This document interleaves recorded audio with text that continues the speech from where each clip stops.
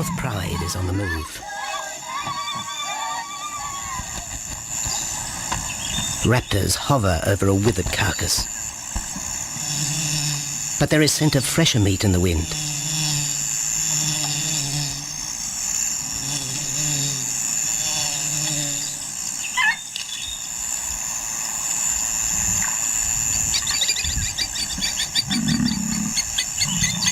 Pickings have been slim for Nabamba's pride since her fight with a startled warthog. The lioness is limping from the encounter.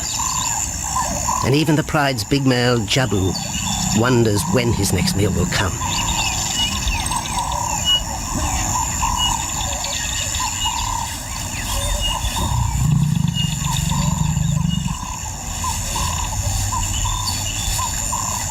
There's been no kill for 3 days, and Nabamba's cubs are hungry.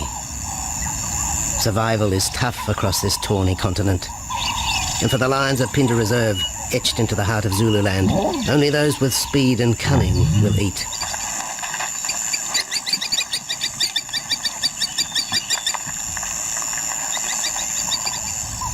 For this pride anyway, it's been a long time between meals.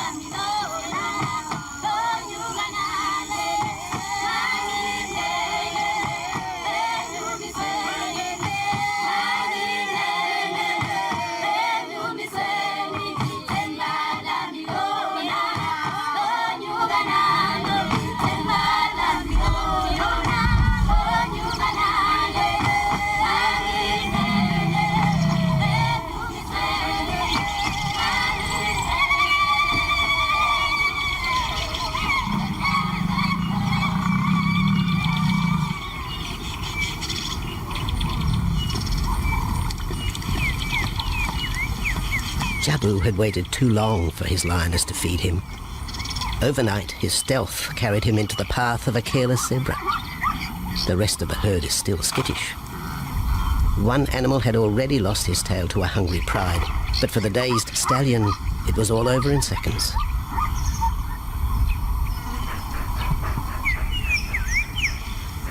The big male watches his kill from a distance, exhausted by the chase, exhilarated by the sport.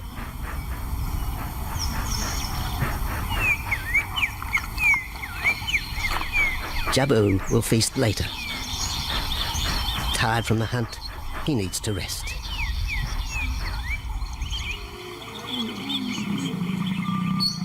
But his prey will be safe. Few scavengers will risk the sudden return of the Lion King.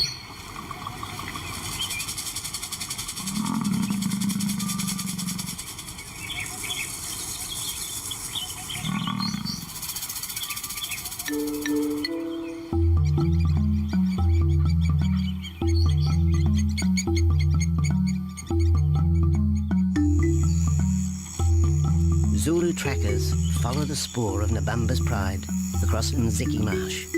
This vast tract of savanna is favoured by the lions in the dry air of winter, but it's a region also shared by Pinda's giraffe and white rhino population.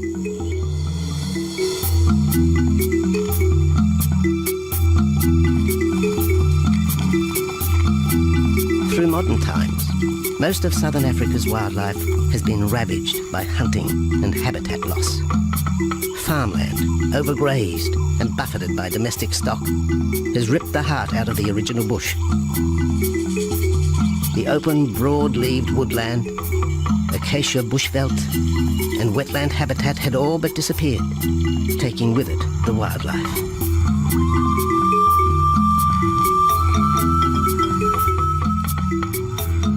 A few years ago, the Pinda project was born.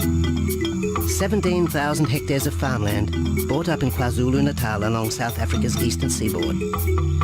What followed was the largest game restocking program ever seen on the subcontinent.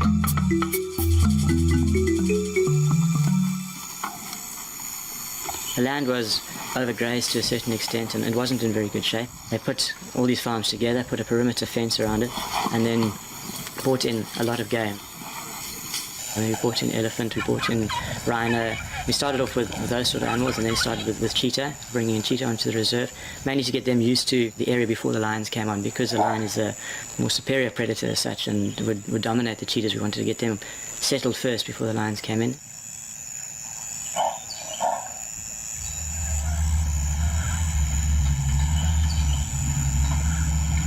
Andrew Lewis is habitat manager at Pinda, one of those committed to the restoration of southern Africa's ecosystem. Pinda is the Zulu word for return, and the aim of his company, Conservation Corporation Africa, is to return the land to its traditional wildlife and at the same time restore the habitat to its original state.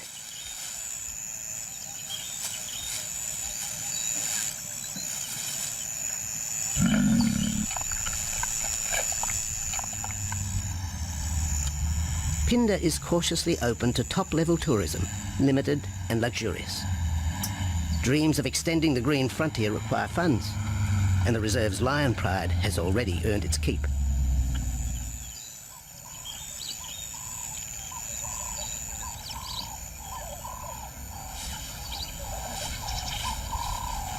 The lions on this property are actually generating revenue for the property through ecotourism, and that they are a benefit to the wildlife because of the draw card. And a few animals, lions, elephants, for example, and rhinos, and possibly giraffes, but those are your main ones that people come to see.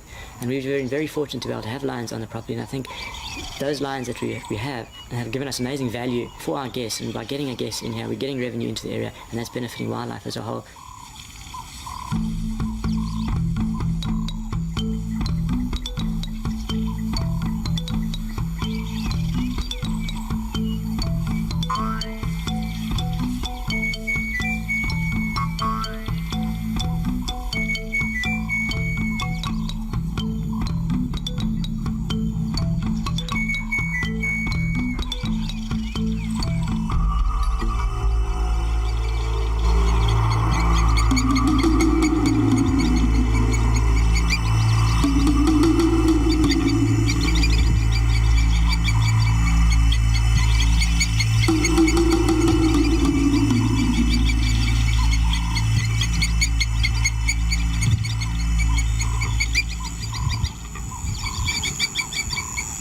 Jabu has returned to his kill. He licks the bloated carcass, but still there is no feeding. Lions will gloat over their prey, delaying the first bite until the meat ripens. For Jabu, the prospect of the meal is to be relished as much as the eventual feast.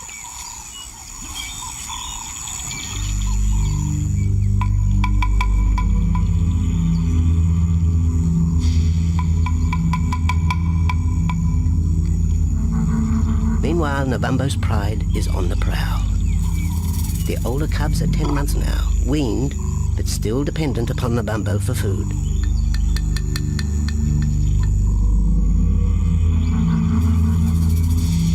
The cubs are learning to stalk, but they won't kill for another 6 months. Young male lions are usually ejected from the pride when they are about 2 years old. Fending for themselves, they form hunting groups with other isolated males. Nabambo's cubs aren't sure what to do with prey so close, but the lioness isn't far behind. Their time for hunting will come. Nabambo's 4-year-old daughter also lives with the pride.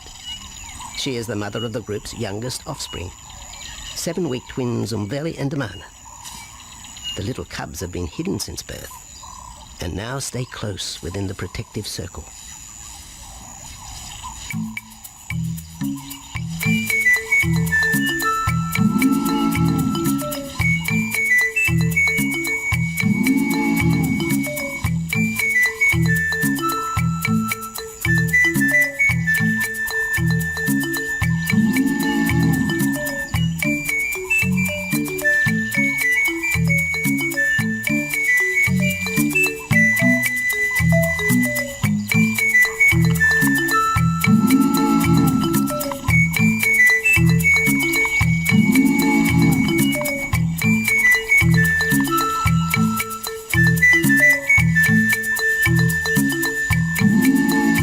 has little time for his small cub. When he is older, the mana will hunt with his father, but for the moment, the big male has nothing to do with his young son. Dejected, the cub finds solace among his siblings.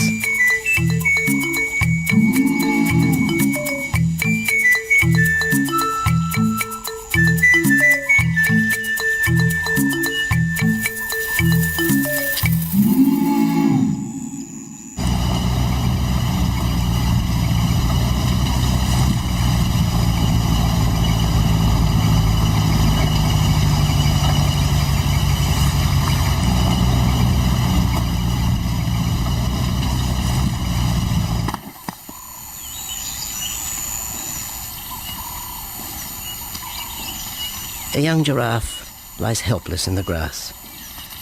The animal's complicated vertebra means it is unable to rest its neck for any length of time. Lack of mobility means blood to the brain slows, leaving the animal disabled.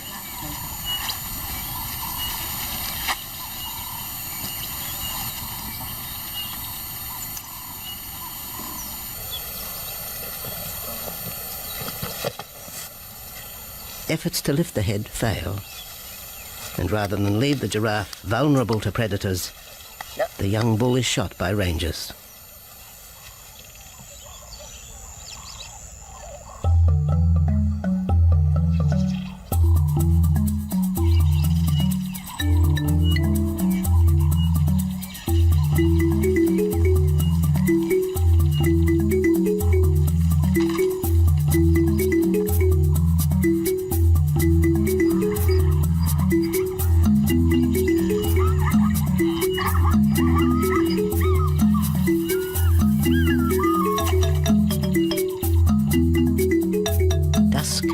By the waterhole rekindles the interest of the pride. Nabambo is typical of most big cats. They conserve energy 20 hours a day, waking only to groom and hunt.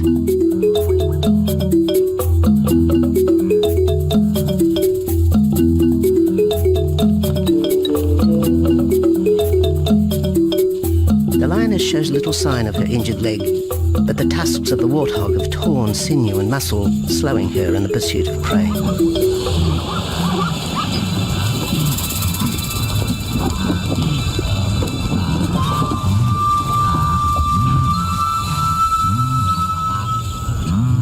Once again, Nabambo in her pride will go hungry. But the big lioness senses another kill nearby. A young giraffe slain by humans will provide meat for her cubs. Leaving the pride, Nabambo follows the scent.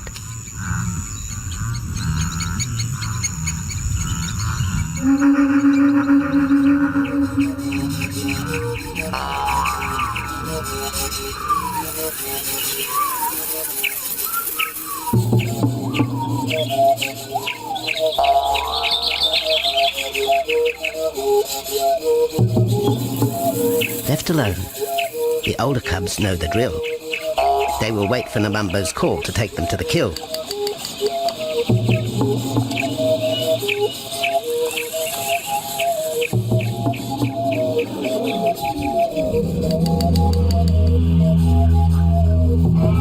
The day moves into shadow.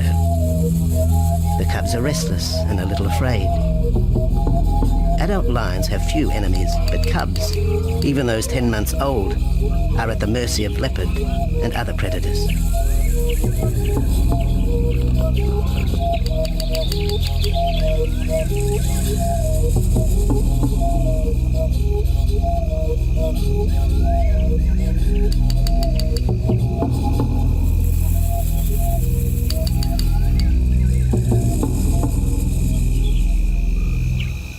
Nabambo has reached the kill, but her daughter is there first. Even though females hunt together, rivalry for the prey is fierce.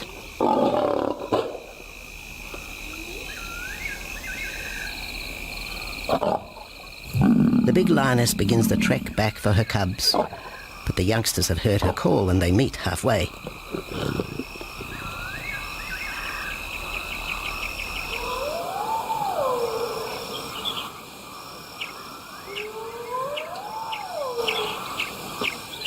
Nabambo settles herself in the long grass. The cubs are unfamiliar with her behaviour.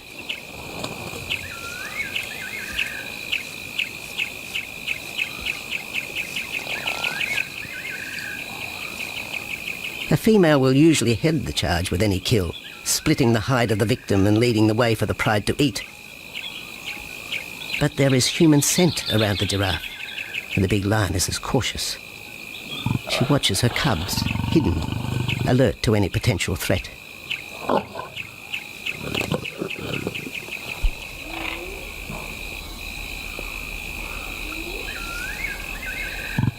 The cubs are curious, confused by this new smell.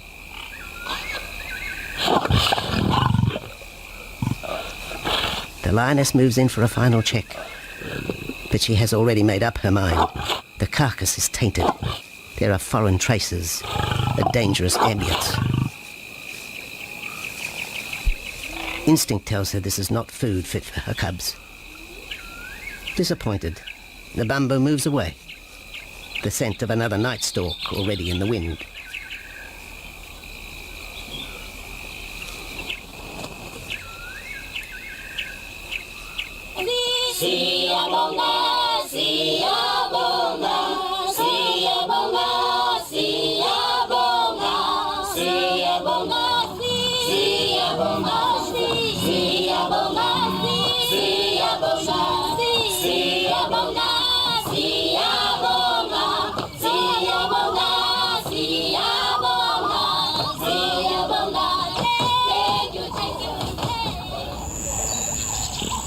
After 2 days, Jabu has returned to his kill with another younger male. 3-year-old Tembi is a son from a previous liaison with Nabambo, and the two paired up after Tembi was ousted from the pride.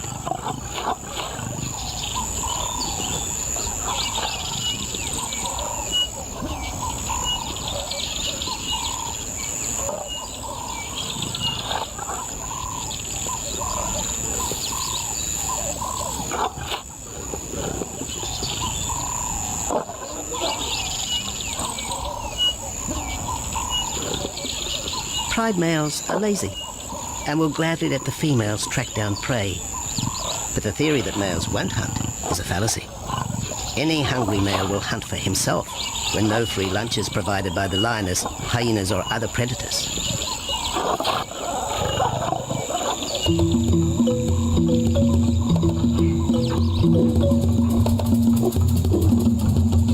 Smaller creatures scatter in the vicinity of the two lions.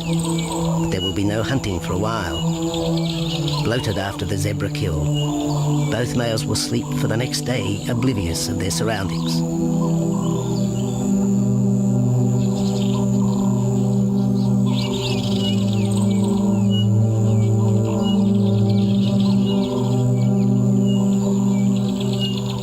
Lions hunting in pairs or groups have a success rate of around 30% in daylight, but studies show single hunters are more successful at night. Lions are sociable cats, the only group to take part in communal hunts.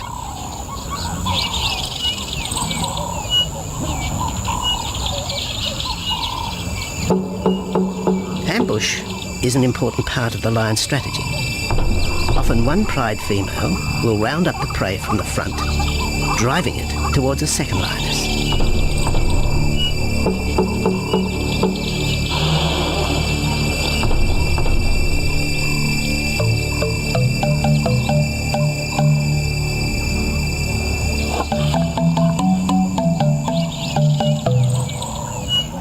As in most cases, the pride male will only get involved if he has to.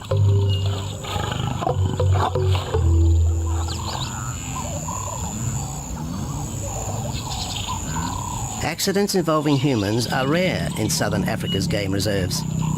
Our primal fear of being eaten has been well documented, but in fact, lions seldom attack if they're not provoked. At Phinda, great care is taken to limit the number of people viewing game. Emphasis is placed on causing the animal as little stress as possible.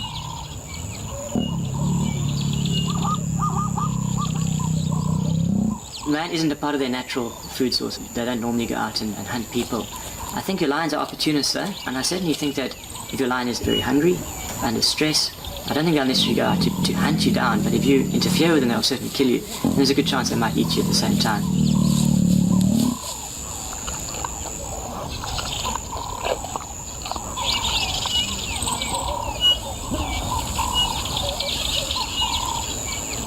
With all animals, it's how you treat them is what's the reaction you're going to get back from them. Certainly at Pinda, all our guides go through a training course and they're all brought up to a certain standard. There is a certain operating ethic with regards to viewing animals, and we certainly try and be as sensitive to the animals as possible.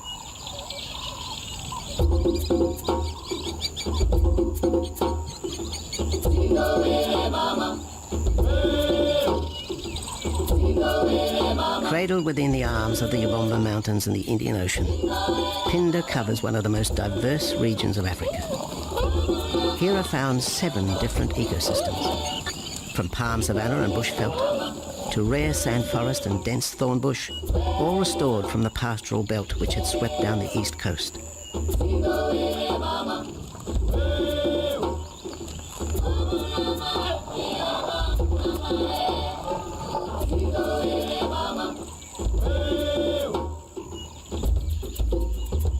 Where cotton, pineapple and cattle farms once stood, lion now roam their habitat again, alongside some traditional neighbours.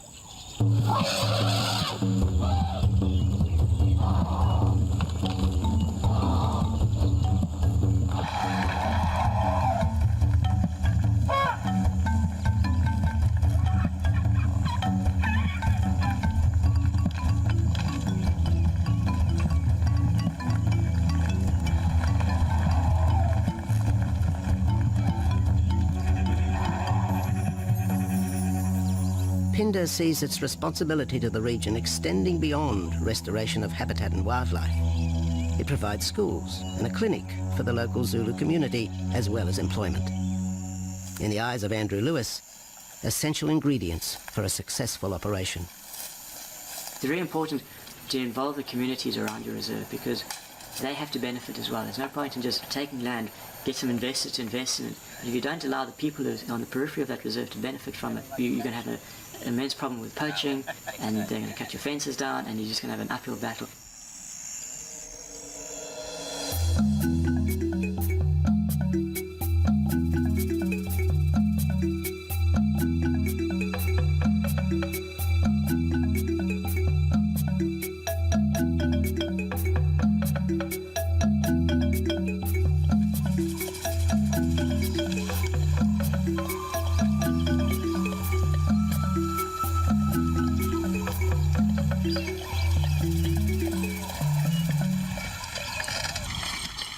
In 1992, the Pinda lions were among the first of the big 5 animals to be relocated to the reserve.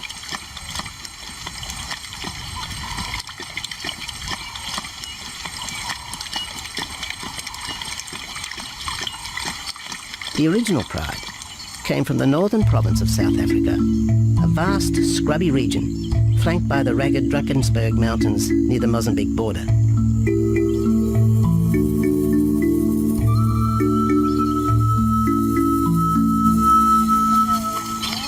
Peter Rogers helped round up Pinda's first pride, handling the lion's capture and subsequent move south. Today, he's head vet at the Hoedspruit Research and Breeding Centre for Endangered Species, overseeing its cheetah breeding program.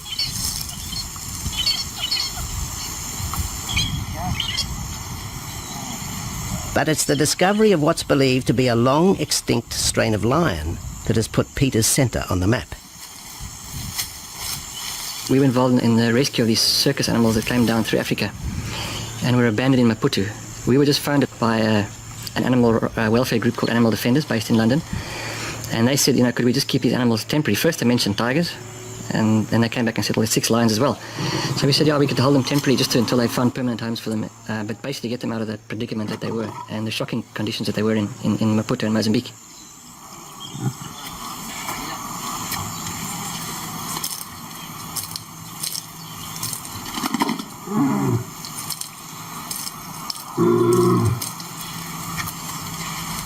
When the lions arrived at the breeding centre, Their size, pale colouring, and the male's thick black belly mane put them into the category of the Cape or Barbary lion, not seen in the wild since the early 1920s.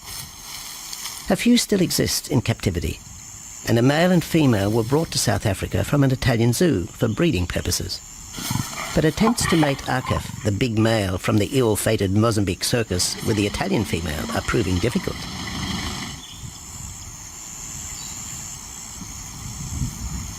Akef is overprotective, even preventing the lioness from eating when the meat truck arrives.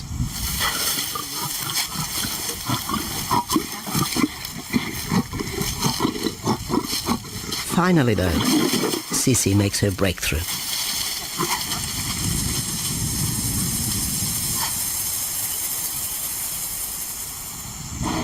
We'll see you up in the front there, Mark. You're going to go to that sort of middle central area. Where are you going to go? In the next enclosure, Arturo, the Italian Barbary male, is about to be sedated. His attention to his sister Sisi through the fence is hampering mating efforts, and Peter Rogers is keen to move the big male. He shoots the dart into Arturo's rump. Arturo has been sterilized, but while his breeding days are finished, he'll live out his days at the centre. 1.5 minutes now, so... His female companion, another Barbary from the Mozambique circus, is drawn away by the meat truck.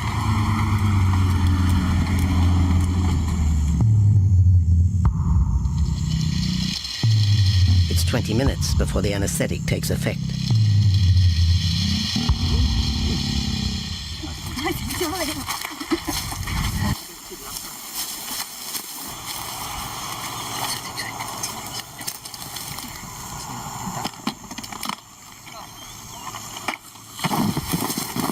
It's nice to be the supervisor. Slowly.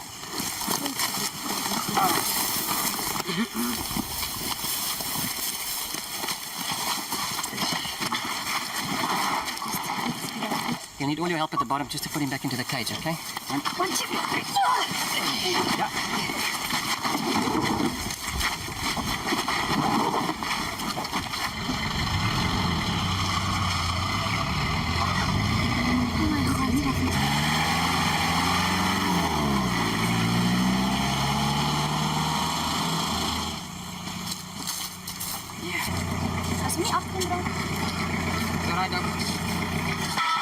The anaesthetic gives Peter Rogers and his team a chance to check over the 12-year-old lion. He'll spend a few weeks in this cage before being returned to his enclosure for observation. I still want to inject him and everything, Mark.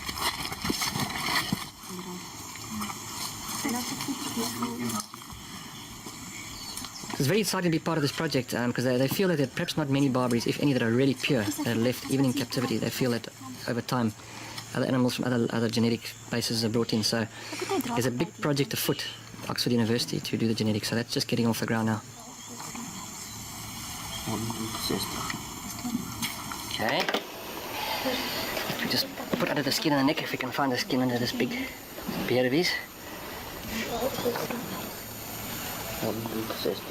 Normally lions wouldn't have this many ticks, but being from Italy, the European lion, he doesn't have that innate or inherent resistance to ticks. It does come with time. Like a bit of a bit like this. So what we can do is we can put him in there and roll him over inside there. His eyes closed. Immediate term now is to get these ones to breed. And we'll take it day by day from there and see how it goes. But the prime object initially was just to get these animals back into good health, and it's developed into something a lot bigger.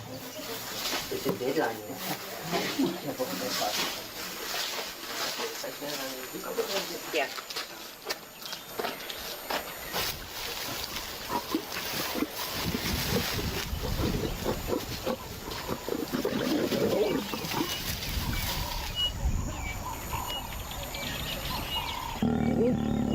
While the breeding centre's lions are healthy, it's not the case a few kilometres away in the Kruger National Park, where TB has ravaged half the population. Infected buffalo have been blamed for the outbreak, primarily in the south of the park, and attempts are being made to fence off the diseased area.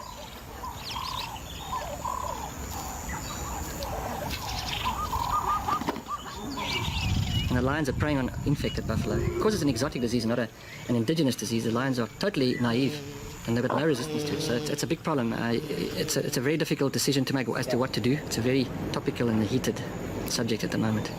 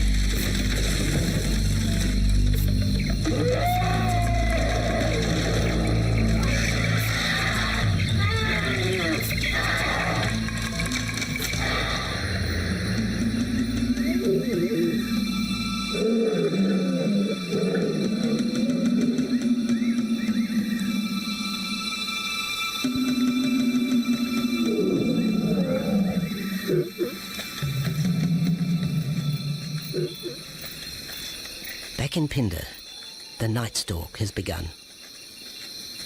Nabambo keeps her cubs close. They're hungry, but tonight only Impala can be tracked down, a morsel for the lioness. Food is scarce at this time of year, so the pride's territory covers a large area. Lions can only afford to be territorial where there is a reliable supply of game.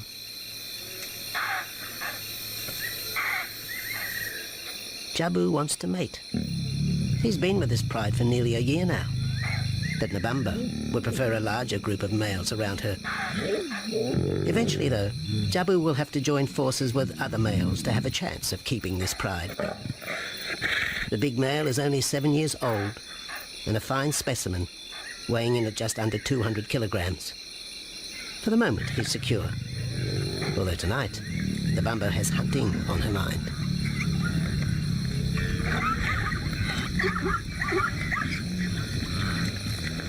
The cubs follow in the lioness's wake. If there is a kill, she will feed first. Often, weak cubs lose out to a hungry mother. High juvenile mortality rates are the result of lean times.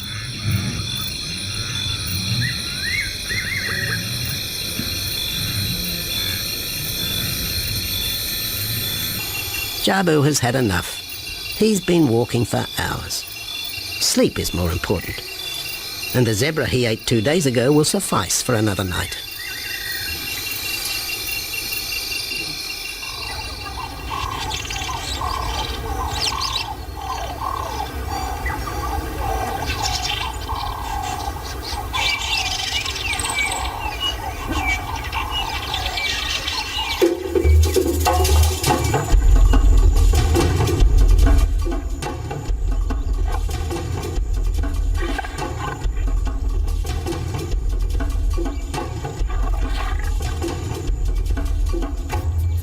Nabambo has made a kill, a young Nyala buck.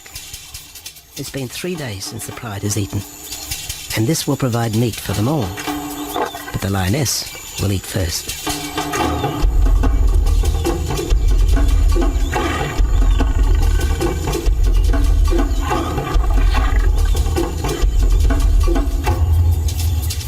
The cubs know the routine.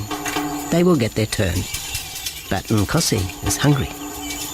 He creeps towards his mother. As the biggest of the cub,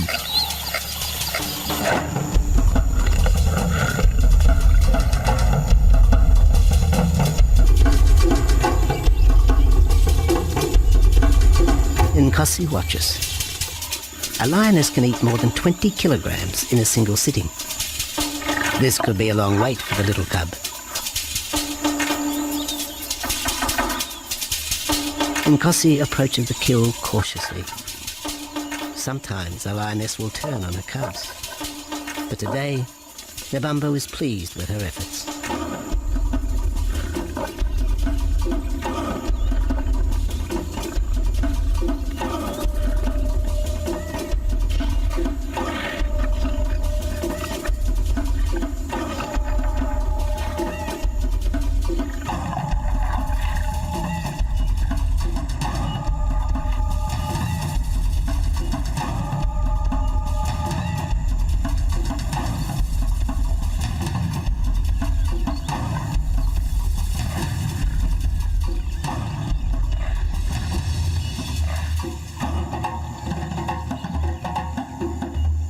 Nebambo has had her fill, for the moment anyway.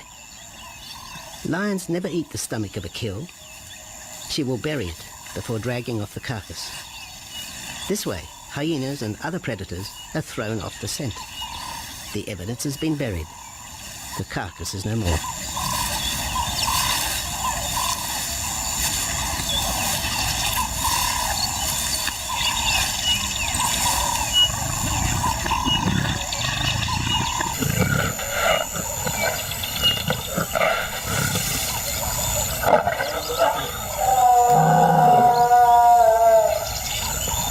Nebambo's daughter hears the call. It is the second this morning. The first was the strangling cry of the Nyala as Nebambo broke the young buck's back. There was no struggle. The big lioness is a seasoned hunter.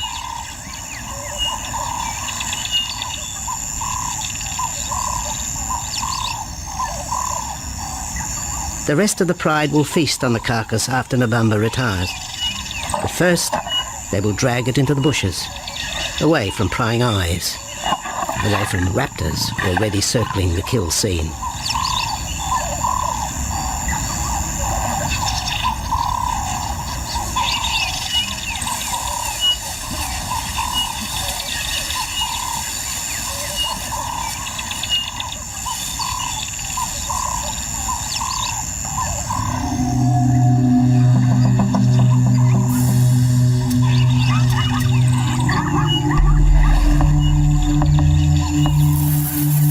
Has created a nervous edge. Even the hippo, its bad temper legendary, is flustered, anxious to protect its waterhole. The wildebeest are a favourite prey for lions. Naturally, they feel vulnerable. But for the pride, there is no agitation. Gorged, they will sleep for the next day. Even Mveli and Damana, the 7-week twins, have tasted blood for the first time. But it will be many months before they take part in a hunt. For the moment, they just want to play with Nkosi.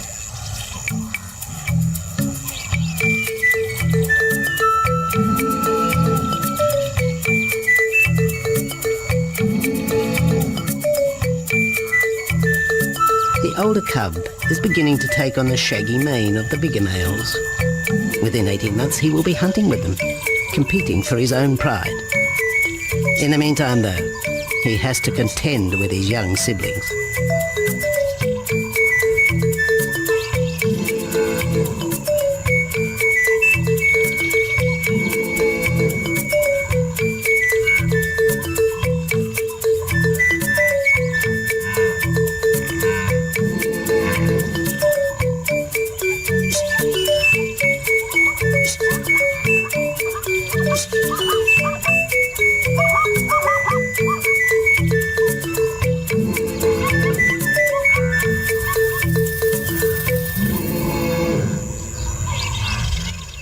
Jabu rejoins the pride. He has missed out on the kill, but he didn't share his zebra with the rest of the pride the previous day.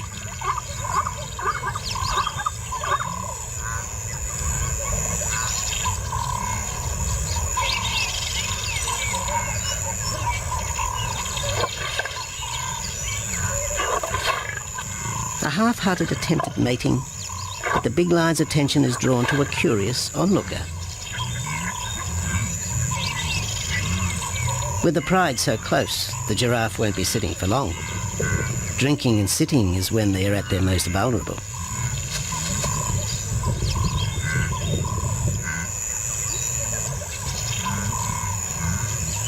Jabu keeps an eye on his group. Pride takeovers by other males are common, and savage fights can occur between the pride male and the intruder. If a takeover is successful, the new male will usually kill all the suckling young of his former rival. When a nursing mother loses her cubs, she comes into heat within a few weeks. The normal interval between cubs is about 2 years, with a gestation time of 3 to 4 months.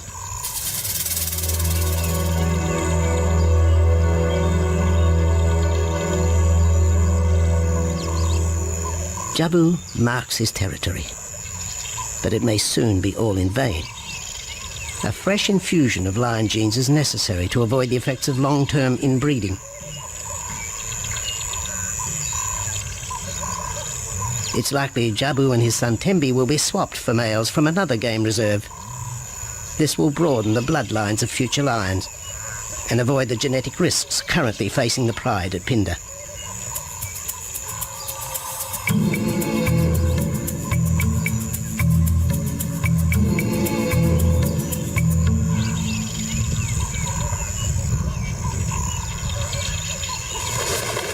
Vultures have found the dead buck, but there is little left of the carcass. Mabamba and her pride have eaten. The big lioness tries to dislodge Inyala fur from her teeth. Tomorrow, the next day, there will be another kill. Mabamba's cubs will grow up strong.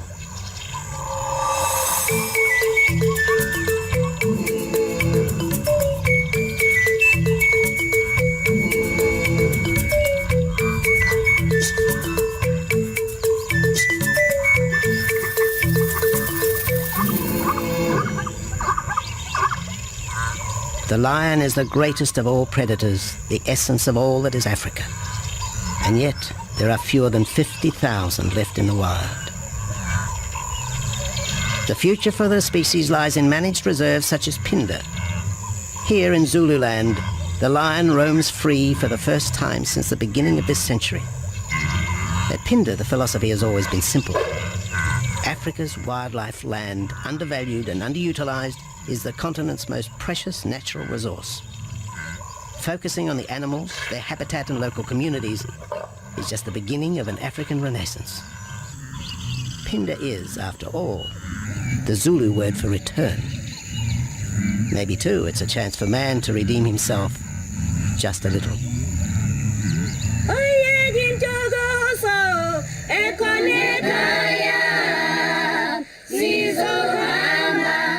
Hallelujah.